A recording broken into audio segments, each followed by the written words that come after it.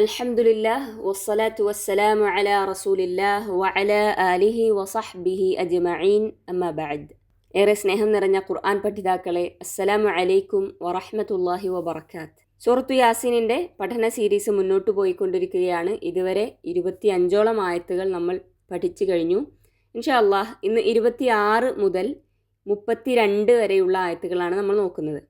ആദ്യം ഈ ആയത്തുകളുടെ പാരായണത്തിലേക്ക് കടക്കാം നമുക്ക്. أعوذ بالله من الشيطان الرجيم بسم الله الرحمن الرحيم قيل ادخل الجنة قال يا ليت قومي يعلمون بما غفر لي ربي وجعلني من المكرمين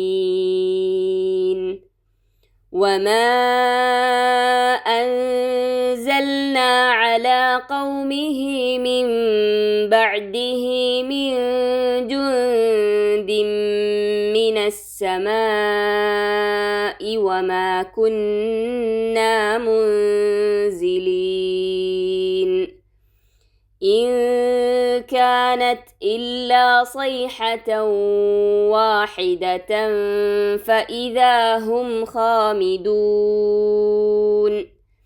يا حسرة على العباد ما يأتيهم من رسول إلا كانوا به يستهزئون ألم يروا كم أهلكنا قبلهم من القرون أنهم إليهم لا يرجعون وإن كل لما جميع لدينا محضرون.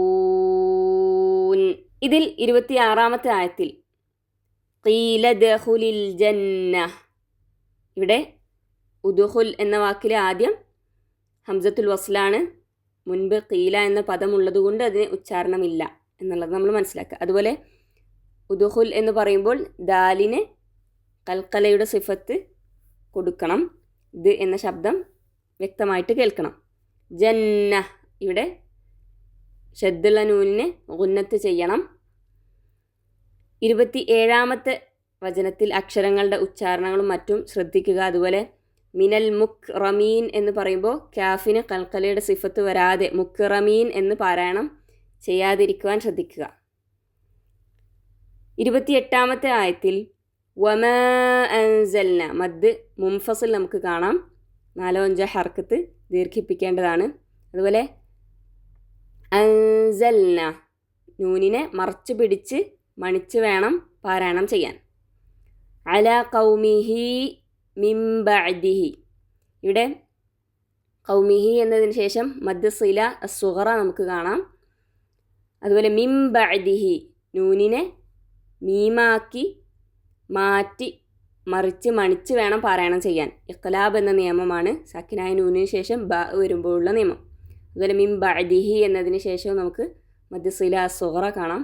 മിൻ ജൂദ്, ഇവിടെ 2 നൂനിനെയും നമ്മൾ മറച്ചു പിടിച്ച് മണിച്ച് പാരായണം ചെയ്യണം. ആദ്യത്തെ നൂനിന് ശേഷം ജീമാണ് വരുന്നത്, രണ്ടാമത്തെ നൂനിന് ശേഷം ദാലാണ് വരുന്നത്. ഇഖ്ഫാ ചെയ്തുകൊണ്ട് പാരായണം ചെയ്യണം. അതുപോലെ ജുന്ദിമ്മിന, ഇവിടെ ഇദ്ഗാം ബിഗുന്ന ചെയ്യണം. തൻവീനിനെ മീമുമായി ലയിപ്പിച്ച് ചേർത്ത് മണിച്ച് പാരായണം ചെയ്യണം. അതുപോലെ മിനസ്സമായി, ഇവിടെ മദ് മുത്തസിൽ കാണാം. 4-5 ഹർക്കത്ത് ദീർഘിപ്പിക്കേണ്ടതാണ്. അതുപോലെ വമാ കുന്ന, ഇവിടെ നൂനിനെ ഗുന്നത്ത് ചെയ്തുകൊണ്ട് പാരായണം ചെയ്യണം. 2 ഹർക്കത്ത്. മുൻസിലീൻ, ഇവിടെ നൂനിനെ ഇഖ്ഫാ ചെയ്തുകൊണ്ട് പാരായണം ചെയ്യണം.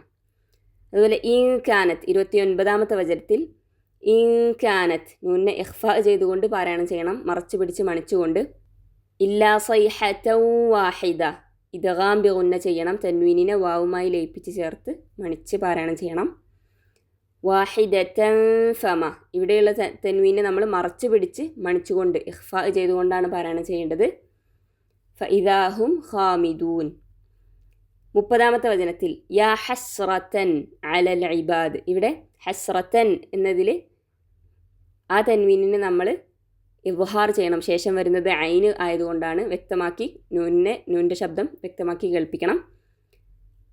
അതുപോലെ മാ യഅ്തീഹിം മിർ റസൂലിൻ ഇവിടെ നൂനിനെ ഇദ്ഗാം ബിലാ ഗുന്ന എന്ന നിയമമാണ്. ശേഷം റാ വരുന്നത് കൊണ്ട് ഉന്നത്ത് ചെയ്യാതെ ലയിപ്പിക്കുക. റാവുമായി ലയിപ്പിച്ച് ചേർത്ത് വേണം പാരായണം ചെയ്യാൻ. അതുപോലെ റസൂലിൻ ഇല്ല, ഇവിടെ തൻവീന് ഇവ്ഹാർ ചെയ്തുകൊണ്ടാണ് പാരായണം ചെയ്യേണ്ടത്. ഇല്ല കാനു ബിഹി യസ്തഹ്സിഊൻ, ഇവിടെ ബിഹി എന്നതിന് ശേഷം മദ്സില സുഗ്റ കാണാം. 31-ാമത്തെ വചനത്തിൽ അലം യറൗ കം അഹ്ലക്ന ഖബ്ലഹും. ഇവിടെ ഖബ്ലഹും എന്ന് പറയുമ്പോൾ ബാഇന് ഖൽഖലയുടെ സിഫത്ത് കൊടുക്കണം. ഖബ്ലഹും മിന, ഇവിടെ 2 മീമിനെയും ലയിപ്പിച്ച് ചേർത്ത് മണിച്ചുകൊണ്ട് പാരായണം ചെയ്യണം.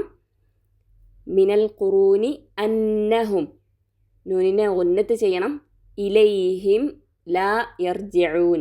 32-ാമത്തെ വചനത്തിൽ വ ഇൻ കുല്ലു, ഇവിടെ നൂനിനെ മറച്ച് പിടിച്ച് മണിച്ചുകൊണ്ടാണ് പാരായണം ചെയ്യേണ്ടത്.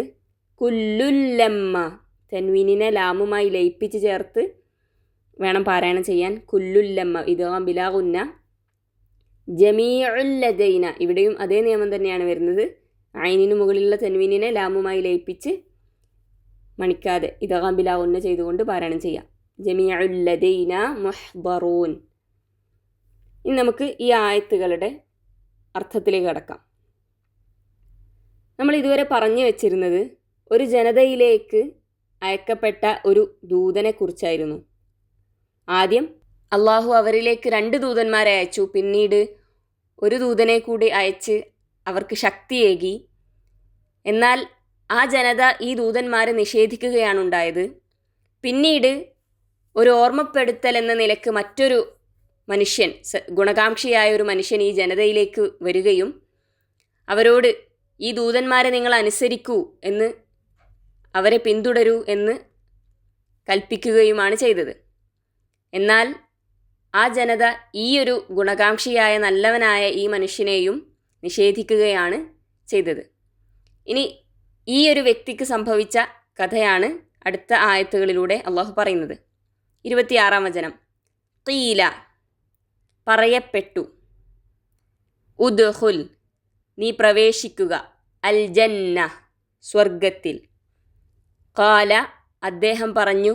യാ ലൈത ഖൗമി, എൻ്റെ ജനത ആയിരുന്നെങ്കിൽ നന്നായേനെ. യഅലമൂൻ, അറിയുമായിരുന്നെങ്കിൽ, അറിയുന്നവരായിരുന്നെങ്കിൽ. ആയത്തിൻ്റെ അർത്ഥം അദ്ദേഹത്തോട് പറയപ്പെട്ടു സ്വർഗത്തിൽ പ്രവേശിച്ചു കൊള്ളുക എന്ന്. അദ്ദേഹം പറഞ്ഞു, എൻ്റെ ജനങ്ങൾ അറിഞ്ഞിരുന്നുവെങ്കിൽ നന്നായേനെ. 27-ാമത്തെ വചനം ബിമാ ഗഫറലി, എനിക്ക് പൊറത്തു തന്നതിനെ പറ്റി. റബ്ബി, എൻ്റെ റബ്ബ്. വജഅലനി, എന്നെ ആക്കുകയും. മിനൽ മുക്രമീൻ, ആദരിക്കപ്പെട്ടവരുടെ കൂട്ടത്തിൽ. എൻ്റെ റബ്ബ് എനിക്ക് പുറത്തു തരികയും എന്നെ ആദരിക്കപ്പെട്ടവരുടെ കൂട്ടത്തിലാക്കി തരികയും ചെയ്തതിനെക്കുറിച്ച്. അപ്പോൾ ഇവിടെ ഈ 2 വചനങ്ങളിൽ നിന്ന് നമുക്ക് മനസ്സിലാക്കാം, ഈ വ്യക്തി മരണപ്പെട്ടു. അതിനുശേഷം അള്ളാഹു സ്വർഗത്തിൽ ആദരണീയ സ്ഥാനം നൽകിക്കൊണ്ട് അദ്ദേഹത്തെ ആദരിക്കുകയാണ്. അദ്ദേഹത്തോട് സ്വർഗത്തിൽ പ്രവേശിച്ചു കൊള്ളുവാൻ അള്ളാഹു കൽപ്പിച്ചു. അപ്പോൾ അദ്ദേഹം സങ്കടം പറയുകയാണ് ഇവിടെ, എൻ്റെ ജനങ്ങൾ അറിഞ്ഞിരുന്നുവെങ്കിൽ എത്ര നന്നായേനെ എന്നുള്ളത്. അള്ളാഹു എനിക്ക് പുറത്തു തരുന്നതിനെക്കുറിച്ച്, എന്നെ ആദരിക്കപ്പെട്ടവരുടെ കൂട്ടത്തിലാക്കിയതിനെക്കുറിച്ച് എൻ്റെ ജനത അറിഞ്ഞിരുന്നെങ്കിൽ എത്ര നന്നായേനെ എന്ന് അദ്ദേഹം ആശിച്ചു പോവുകയാണ്. അഥവാ എൻ്റെ ജനത സത്യം സ്വീകരിക്കുകയും സതുപദേശം ചെവികൊള്ളുകയും ചെയ്തിരുന്നുവെങ്കിൽ ഇതുപോലെയുള്ള അനുഗ്രഹങ്ങൾ, മഹാഭാഗ്യങ്ങൾ അവർക്കും ലഭിക്കുമായിരുന്നല്ലോ എന്ന് അദ്ദേഹം ആശിച്ചു പോവുകയാണ് എന്ന് നമുക്ക് ഈ 2 വചനങ്ങളിൽ നിന്ന് മനസ്സിലാക്കാം. 28-ാമത്തെ വചനത്തിൽ വമാ അൻസൽന, നാം ഇറക്കിയിട്ടില്ല. അലാ ഖൗമിഹി, അദ്ദേഹത്തിൻ്റെ ജനതയിൽ. മിൻ ബഅദിഹി, അദ്ദേഹത്തിന് ശേഷം. മിൻ ജുന്ദിൻ, ഒരു സേനയും പട്ടാളവും. മിനസ്സമായി ആകാശത്ത് നിന്ന്, വമാ കുന്ന നാമല്ല ആയിട്ടുമില്ല, മുൻസിലീൻ ഇറക്കുന്നവർ. 28 വചനത്തിൻ്റെ ആകെയുള്ള അർത്ഥം: അദ്ദേഹത്തിന് ശേഷം അദ്ദേഹത്തിൻ്റെ ജനതയുടെ മേൽ ആകാശത്ത് നിന്ന് നാം ഒരു സൈന്യത്തെയും ഇറക്കിയിട്ടില്ല, നാം അങ്ങനെ ഇറക്കുന്നവരുമല്ല. 29 വചനം: ഇൻകാനത്ത് അത് ആയിരുന്നില്ല, ഇല്ലാ സൈഹത്തൻ ഒരു അട്ടഹാസം, ഒരു ഘോര ശബ്ദമല്ലാതെ, വാഹിദത്തൻ ഒറ്റ, ഫഇദാഹും അപ്പോഴതാ അവർ, ഖാമിദൂൻ കെട്ടടങ്ങിയ നശിച്ചവരായിരിക്കുന്നു. ആയത്തിൻ്റെ അർത്ഥം: അത് ആ സംഭവം ഒരൊറ്റ ഘോര ശബ്ദമല്ലാതെ മറ്റൊന്നുമായിരുന്നില്ല, അപ്പോൾ അവരതാ നശിച്ച് കെട്ടടങ്ങിയവരായിരിക്കുന്നു.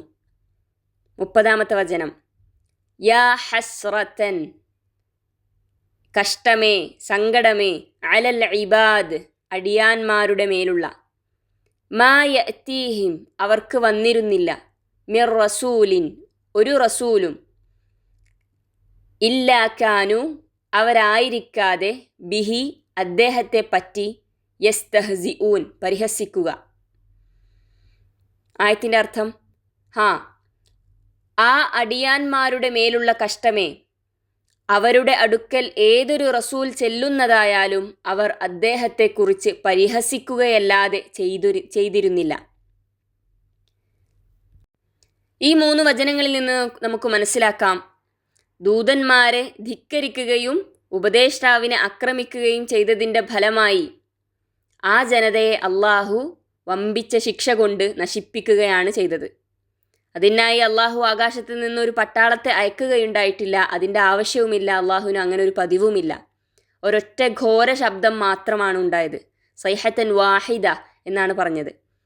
അതോടെ ആ ജനതയുടെ കഥ കഴിയുകയാണ്. ഇങ്ങനെ ഇത്രയും വമ്പിച്ച ശിക്ഷ അവർ അനുഭവിക്കേണ്ടി വന്നത് ദൈവദൂതന്മാരെയും ദിവ്യദൗത്യത്തെയും പരിഹസിക്കുക എന്നത് അവരുടെ ഒരു പതിവാക്കി തീർത്തതുകൊണ്ടായിരുന്നു എന്ന് നമുക്ക് ഈ വചനങ്ങളിലൂടെ മനസ്സിലാക്കാം. 31 വചനം: അലം യറൗ അവർക്ക് കണ്ടുകൂടെ, കം അഹ്ലക്ന നാം എത്രയോ നശിപ്പിച്ചിരിക്കുന്നു എന്ന്, ഖബ്ലഹും അവരുടെ മുൻപ്, മിനൽ ഖുറൂനി തലമുറകളിൽ നിന്ന്, അന്നഹും അവർ ആണെന്ന്, ഇലൈഹിം അവരിലേക്ക്, ലാ യർജിഊൻ മടങ്ങി വരുന്നില്ല.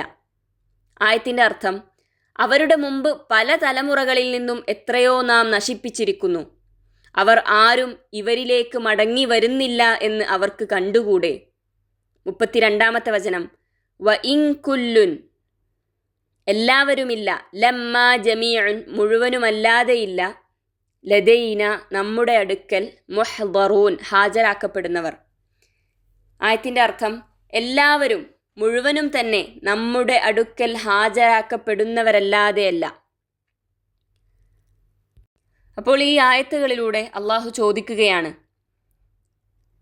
ഇവർക്ക് മുമ്പ് എത്രയോ ജനങ്ങളെ, തലമുറകളെ നാം നശിപ്പിച്ചിരിക്കുന്നു, ഇവരാരും ഇവരിലേക്ക് മടങ്ങി വരുന്നില്ലല്ലോ. ഇങ്ങനെ മുമ്പ് നശിച്ചു പോയവരാരെങ്കിലും മടങ്ങി വന്ന് മരണശേഷം യാതൊന്നും സംഭവിക്കാനെന്നില്ല എന്ന് ഇവർക്ക് പറഞ്ഞു കൊടുക്കുന്നുണ്ടെങ്കിൽ ഇവർക്ക് മരണാനന്തര കാര്യങ്ങൾ നിഷേധിക്കാമായിരുന്നു. പക്ഷേ ആരും മടങ്ങി വരുന്നില്ല, അങ്ങനെ വരികയുമില്ല. അങ്ങനെ എല്ലാവരും ഒന്നടങ്കം അള്ളാഹുവിൻ്റെ മുമ്പിൽ ഹാജരാക്കപ്പെടും, ചോദ്യം ചെയ്യപ്പെടും. അതിൽ നിന്ന് ആർക്കും ഒരു ഒഴിവ് കഴിവും ഉണ്ടാവുകയില്ല. വ ഇൻ കുല്ലു ലമ്മ ജമീഉ ലദൈന മുഹ്ദറൂൻ എന്നാണ് 32 വചനത്തിൽ പറയുന്നത്. എല്ലാവരും അള്ളാഹുവിൻ്റെ മുമ്പിൽ ഹാജരാക്കപ്പെടും, അതിൽ നിന്ന് ആരും ഒഴിഞ്ഞു പോവുകയില്ല. ഇങ്ങനെ അള്ളാഹുവിൻ്റെ മുമ്പിൽ നാം ഏവരും ഹാജരാവുന്ന ദിവസം എളുപ്പത്തിൽ വിചാരണ ചെയ്യപ്പെടുന്ന നല്ലവരായ ദാസന്മാരുടെ കൂട്ടത്തിൽ അള്ളാഹു നമ്മെ ഏവരെയും ഉൾപ്പെടുത്തി അനുഗ്രഹിക്കുമാറാകട്ടെ. വആഖിറു ദഅ്വാന അനിൽ ഹംദുലില്ലാഹി റബ്ബിൽ ആലമീൻ. അസ്സലാമു അലൈക്കും വറഹ്മത്തുള്ളാഹി.